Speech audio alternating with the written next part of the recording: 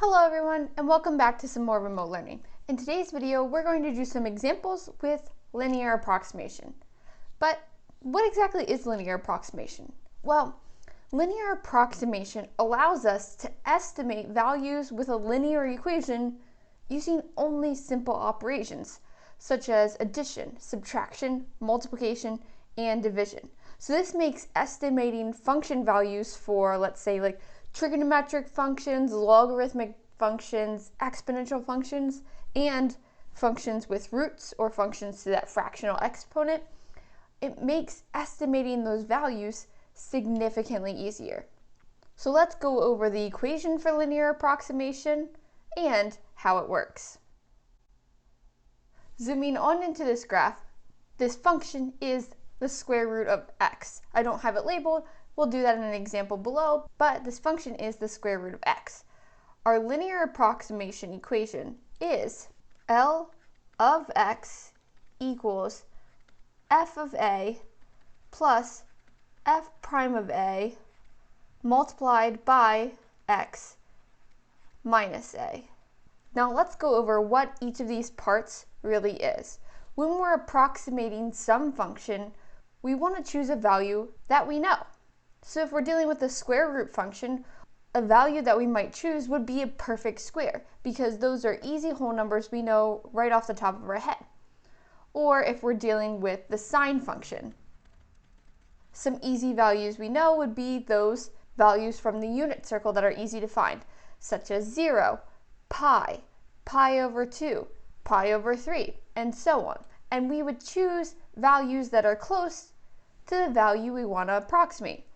So for example, here with this square root function, you can see that the square root of 4 is equal to 2. That's an easy point to know off the top of our head. But what if we wanted to try to figure out the square root of 6? That's a little more difficult to figure out because it's not a perfect square. But if we could use the fact that we know what the square root of 4 is, we can find that tangent line like I have graphed. So right here is the value of our function at a. So I'm choosing an a value of 4 because that's easy to compare with an x of 6.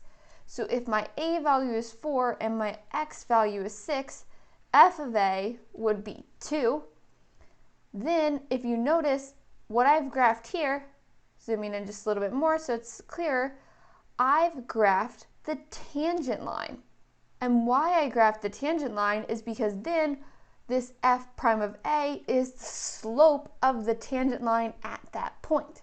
So we're going to take that tangent line slope into account, and here comes the x minus a. That is our change in x from the point where we know its function value to the point where we're trying to figure out its function value. So we're going to move along that tangent line essentially.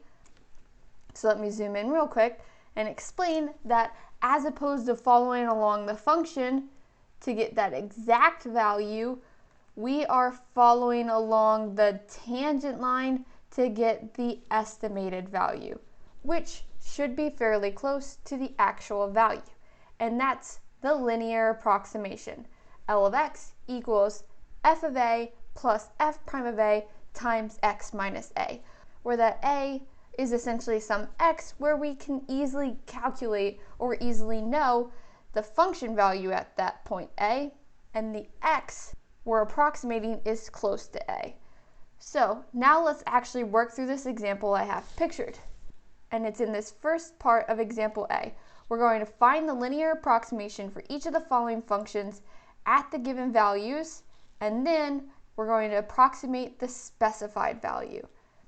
So in order to fill in our formula for a linear approximation, we need f of a, and then we're going to add that to f prime of a and multiply that by x minus a. So let's write the linear approximation equation first, and then we'll plug in our x value. So if they're saying that we're using the square root of x at x equals 4, this essentially means that our a value is equal to 4. So f of a is what I want to calculate first, and f of 4 is the square root of 4, which gives me 2. So I know my f of a. Now I just need to figure out f prime of a. So I need to first take the derivative f prime of x, which the derivative of the square root of x is 1/2 x to the negative 1/2, which we can write as 1/2 root x.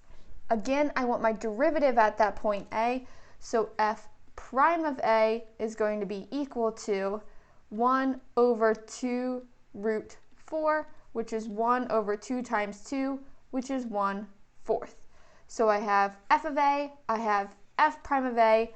I can go ahead and fill in my equation for my linear approximation. L of x is equal to f of a, which is 2, plus f prime of a, the slope of the tangent line at that point, all multiplied by x, which is our variable, minus our a value of 4. So this is our function for our linear approximation. And if we want to now actually approximate that, we're going to calculate L of what? Well, if we're trying to figure out the square root of 6, that means that the x value we're looking for is 6. Because the square root of x is our function, the square root of 6 is what we're approximating, so x is 6. So L of 6 is going to be 2 plus 1/4 times 6 minus 4. That's going to be 2 plus 1/4 times 6 minus 4 is going to give me 1/2. Because that's 2/4, which is 1/2. 2 plus 1/2, 4 halves plus 1/2 is 5 halves, or you can think of this as 2.5.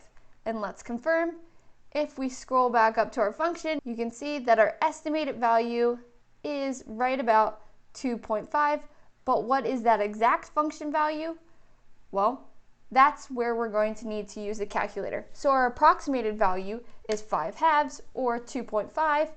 Using a calculator, the square root of 6 is really 2.449, or 2.45. So 2.5 is fairly close to that. Let's move on to a new function, f of x equals e to the x, and we're going to approximate e to the 0.1 using that x value, or in this case, our a value of 0, because we know e to the 0. E to the 0 is something that should just be memorized. It's 1. So I need f of 0, f of a, that's my e to the 0, which is 1. So 1 is equal to my f of a. Now I need f prime of a.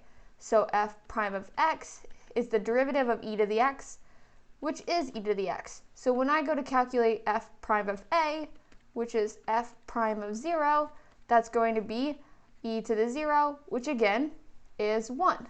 So in this case, my f of a is 1, and my derivative at a is 1.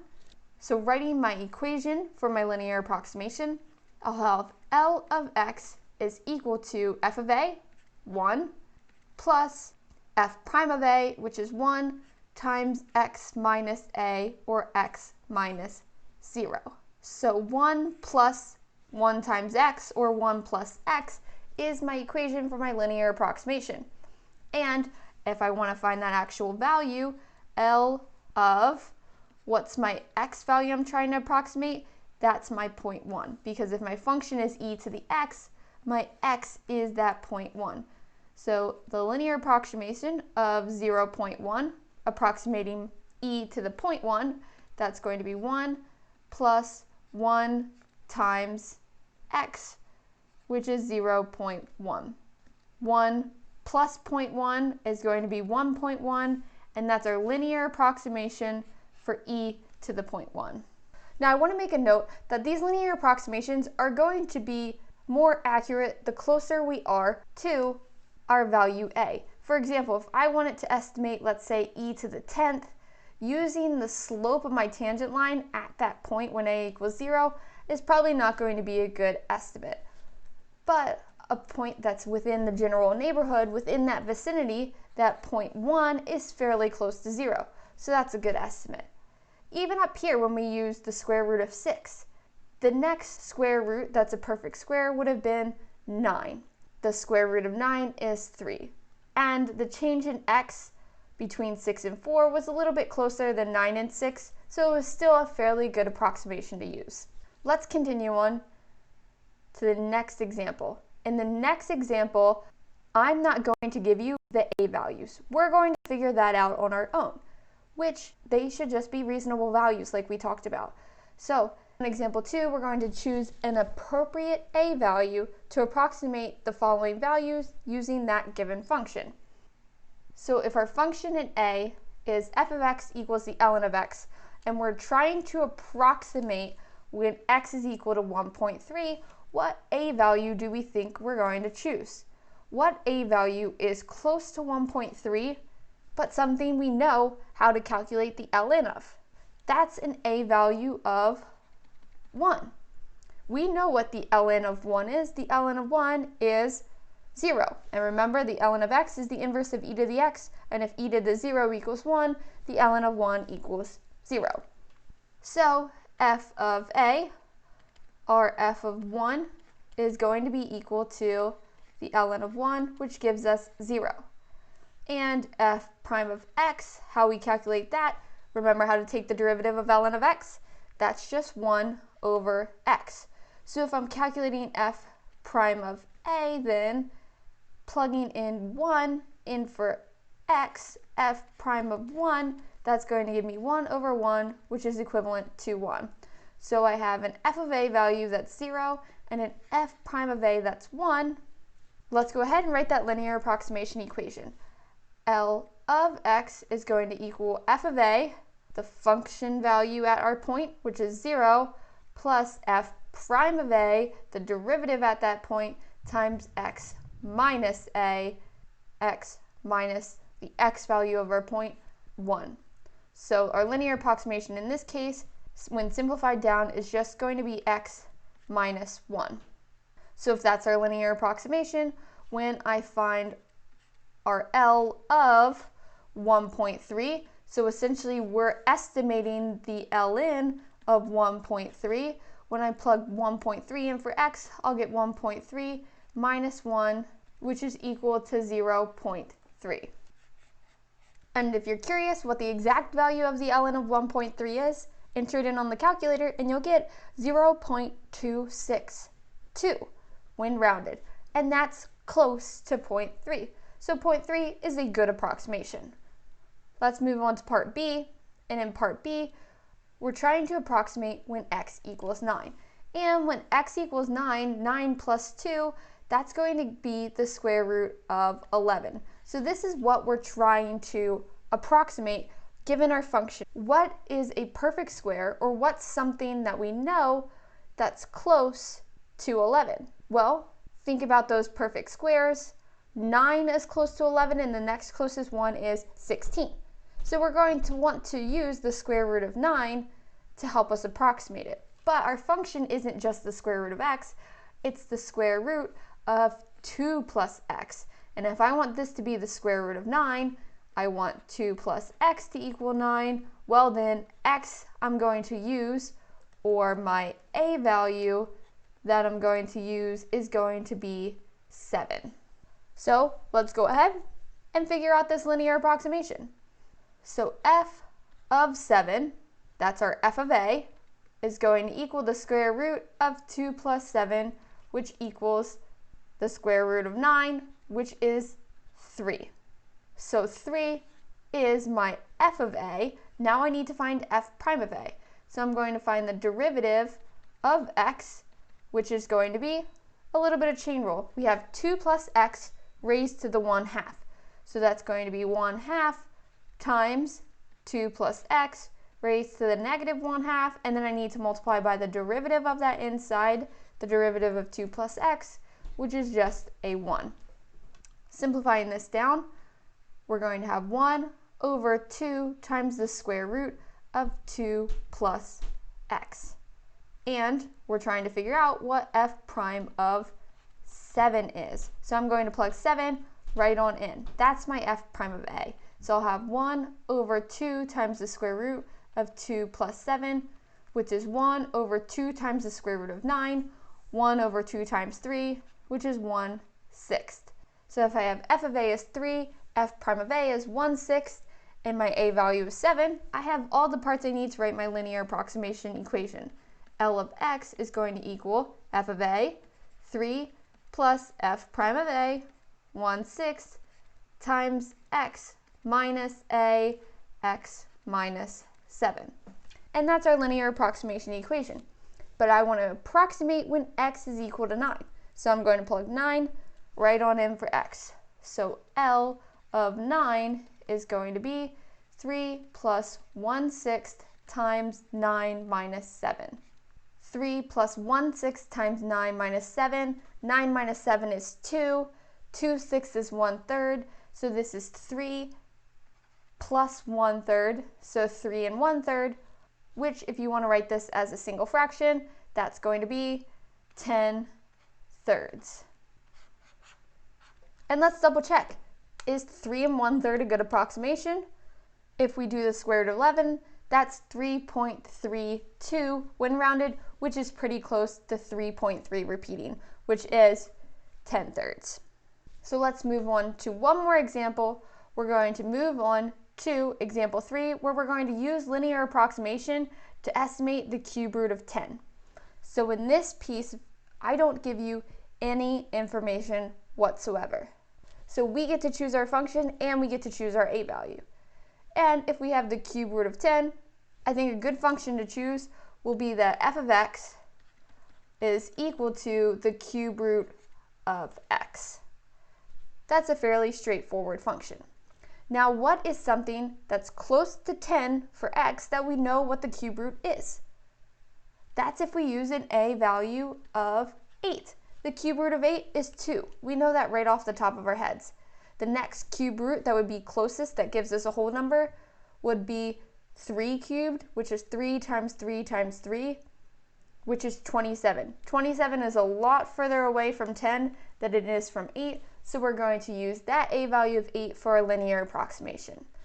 So now that we know that, let's figure out f of a, f prime of a, and then plug it in to write our equation. F of a is equal to f of 8, which is the cube root of 8, which we've already said is going to give us that whole number 2. So that is our f of a. Now we're going to do our f prime of a. But first, let's find that derivative, f prime of x. The derivative of the cube root of x is 1/3 times x to the negative 2/3. When I decrease that exponent by 1, I'll get to the negative 2/3. Rewriting this, we'll get 1/3 times x to the positive 2/3. So when we calculate f prime of a, that's going to be f prime of our a value, which is 8. So plugging 8 in for my derivative, I'll get 1/3 times 8 to the 2/3.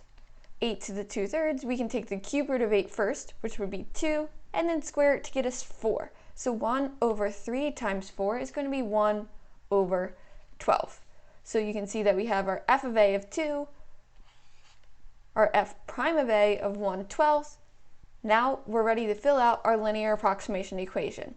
L of x is going to be equal to f of a, 2, plus f prime of a, 1/12, all times x minus a. So x minus 8. So this is our linear approximation equation, or formula. Then we're going to now evaluate it for the cube root of 10. And remember, our function is the cube root of x, so if we're estimating or approximating the cube root of 10, we're going to use 10 as x. So L of 10 is going to be 2 plus 1/12 times 10 minus 8. 10 minus 8 is 2. 2/12, 1/6. So this will be 2 plus 1/6, which, if we wanted to find a common denominator, 12/6 plus 1/6 is 13/6. So 13/6 in decimal form is 2.16 repeating, so approximately 2.12.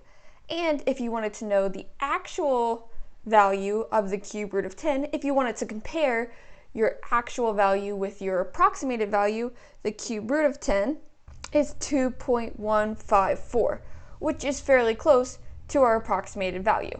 And again, this is all using the slope of the tangent line and then moving that change of x along that slope of the tangent line and adding it to the function value at a. So as opposed to moving along the function, we're moving along that tangent line, writing these linear approximations, approximating some difficult functions. But again, like I stated up above, linear approximation takes some difficult functions and writes them or approximates them using just addition, subtraction, multiplication, and division. You can see here, we just had addition mixed with multiplication. Now the neat thing is, when you move on to Calc 2, linear approximation comes up again, because linear approximation is just approximating some function to the first degree. There's multiple other ways to approximate functions.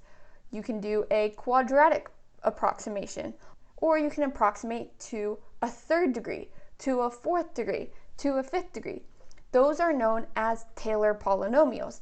And the higher the degree, the more accurate your estimation is going to be, because right now we took this and wrote it as a linear function.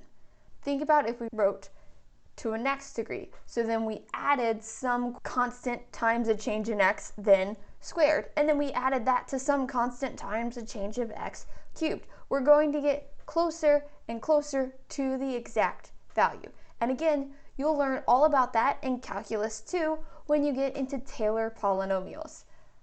Essentially, you'll be able to write functions that are difficult to evaluate. You'll be able to write them just with simple operations. And that's all when you get into Calc 2. For now, we're only going to learn how to approximate something linearly, but if you're very close to that value, it's going to be a fairly good approximation. But with that, we wrap up this worksheet, and you have something to look forward to in Calc 2. So don't forget this concept as you move on to your next lesson. And until the next video, good luck with your online learning.